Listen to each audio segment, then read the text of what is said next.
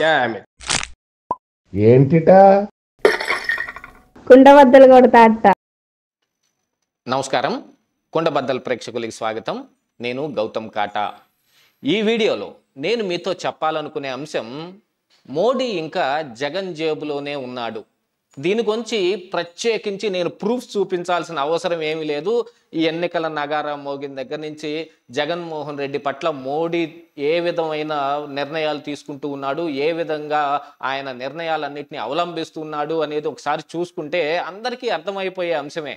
కాకపోతే మళ్ళీ ప్రత్యేకించి ఇప్పుడు చెప్పాల్సిన అవసరం ఏమొస్తుంది అని అంటే, రఘురామకృష్ణరాజు గారు ప్రస్తావించారు కాబట్టి, ఆయన సీటు విషయంలో ఇంకా మల్లగుల్లాలు పడుతూనే ఉన్నారు కాబట్టి, ఆయన ఈరోజు ఈ సాక్షిలో వచ్చిన ఒక కథనం మీద రియాక్షన్ ఇస్తూ అన్న కొన్ని మాటల్ని మనం గుర్తు చేసుకుంటే, మొన్నటి వరకు రఘురామకృష్ణరాజు గారు ఈ బీజేపీ, జనసేన, టీడీపీ అన్ని కలిపి కూటమితోటి వస్తే అందరం కలిసి ఈ జగన్మోహన్ రెడ్డిని లేకుండా చేసేద్దాం, ఆయన అధికారాన్ని, ఆయనకు తీసుకునే తప్పుడు నిర్ణయాలన్నింటినీ ఆపాలి అని అంటే ఇదొక్కటే మార్గం అని గట్టిగా ఘోషించిన వ్యక్తి తీరా ఆయన సీటు దగ్గరకు వచ్చేటప్పటికి మాత్రం ఎన్ని ఇబ్బందులు ఎదుర్కొంటున్నాడో మనం చూసాం.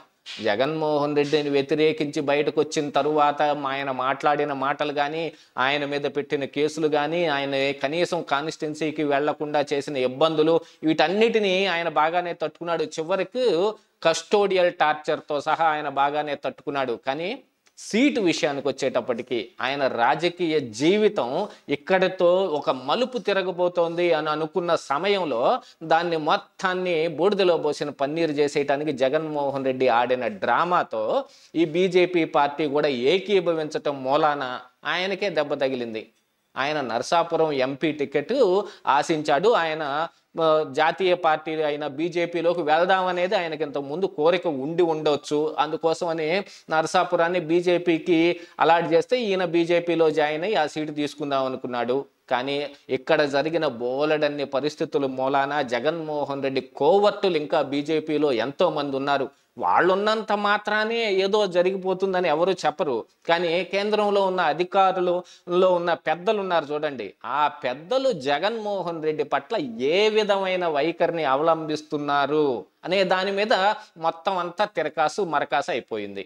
రఘురామకృష్ణరాజు గారి సీటు కన్ఫామ్ అనుకునే దగ్గర నుంచి అయ్యయ్యో రఘురామకృష్ణరాజు గారికి సీటు వస్తుందా, ఎక్కడొస్తుంది అనే దాని దగ్గర దాకా వచ్చింది అంటే ఇదంతా జగన్ ఆడిన డ్రామానే. మరి ఇందులో పాత్రధారులు ఎవరు? మోడీ లేదా? అమిత్ షా లేడా? కేవలం ఆంధ్రప్రదేశ్ రాష్ట్రంలోనే ఇక్కడున్న కింద స్థాయి నాయకులు ఆడారా? ఖచ్చితంగా వాళ్లే ఆడిన నాటకమే. వాళ్ళు ఆడారు కాబట్టి ఇంకా ఈయన సీట్ ఇక్కడ ఉంది. అందుకని ఈరోజు రాజుగారు కూడా దాన్నే ప్రస్తావించారు. ఎందుకంటే సాక్షిలో కథనం వచ్చింది, ఉండిపోవలసిందే అని కథనం రాశారంట రాజుగారి మీద. అంటే నరసాపురం ఎంపీ టికెట్ రాదు అని. జగన్మోహన్ రెడ్డి నిర్ణయిస్తున్నాడు మొత్తం, నేను ఏం చేయాలి అనేది, నాకు ఎక్కడ సీటు అనేది. ఇక నరసాపురం ఇంతకుముందు 2 సీట్ల విషయంలో కుండ మార్పిడి కూడా జరిగింది టీడీపీకి, బీజేపీకి.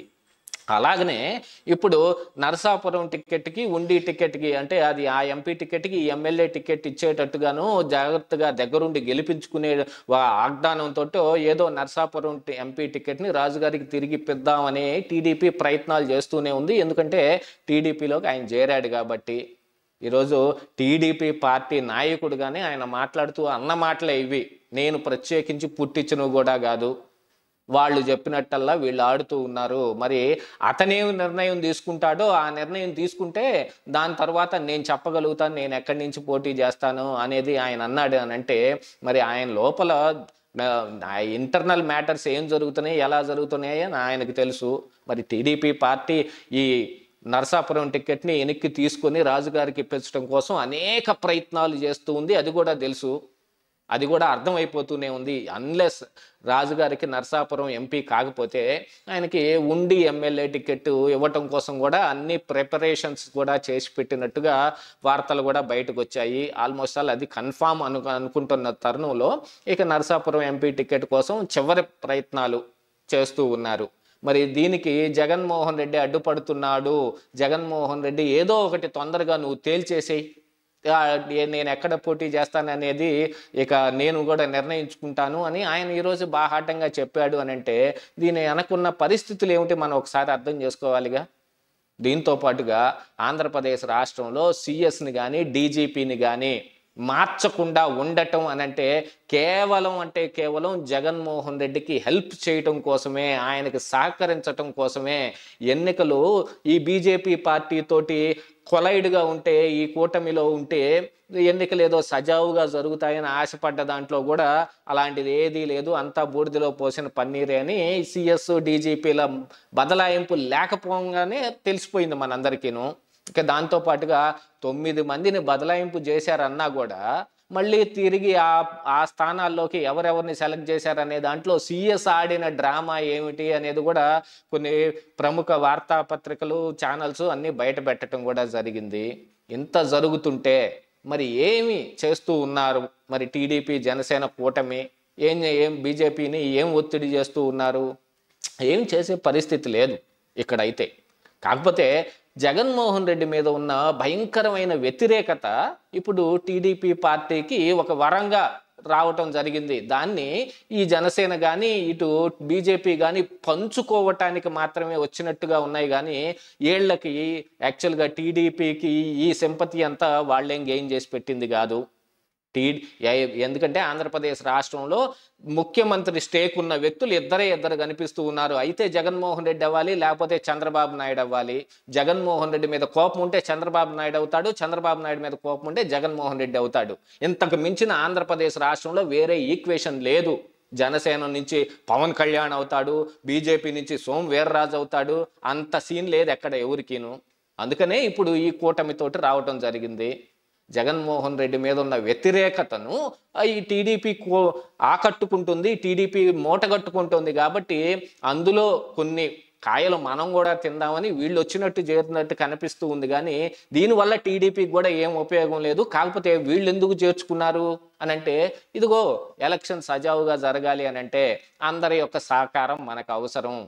కానీ సహకారం ఏది? బీజేపీకి సహకారం ఉందా?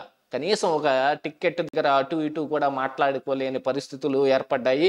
ఈరోజు రాజుగారే చెప్పారు గట్టిగా, చిలకలూరిపేట సభలో జగన్మోహన్ రెడ్డి మీద ఏదో వ్యాఖ్యలు చేస్తాడనో, కొంతలో కొంతైనా ఆయన గురించి ఏమైనా మాట్లాడతాడో అని నరేంద్ర మోడీ మాటలను అన్నిటినీ క్షుణ్ణంగా పరిశీలించింది మీడియా మొత్తం. మాట్లాడకపోగానే వెంటనే తెలిసిపోయింది వీళ్ళు జగన్మోహన్ రెడ్డికి తప్ప ఎవరికి హెల్ప్ చేసే పరిస్థితులు లేవు అని. ఎవరు ఎంత ఎలక్షనీరింగ్ చేసినా ఏం చేసినప్పటికీ ప్రజల్లో ఉండే భావన మీదనే కదా గెలుపు ఓటములు ఆధారపడి ఉండేది.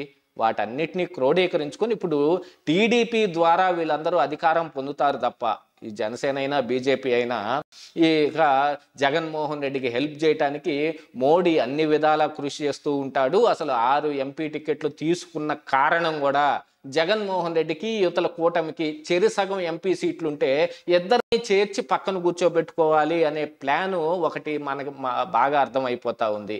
ఇక ఇప్పుడు చెప్పుకోండి, మోడీ ఇంకా జగన్ జేబులోనే ఉన్నాడు అని అంటే అందులో ఏమన్నా అతిశయోక్తి ఉందా? ఇదే ఈరోజు కుండబద్దలు.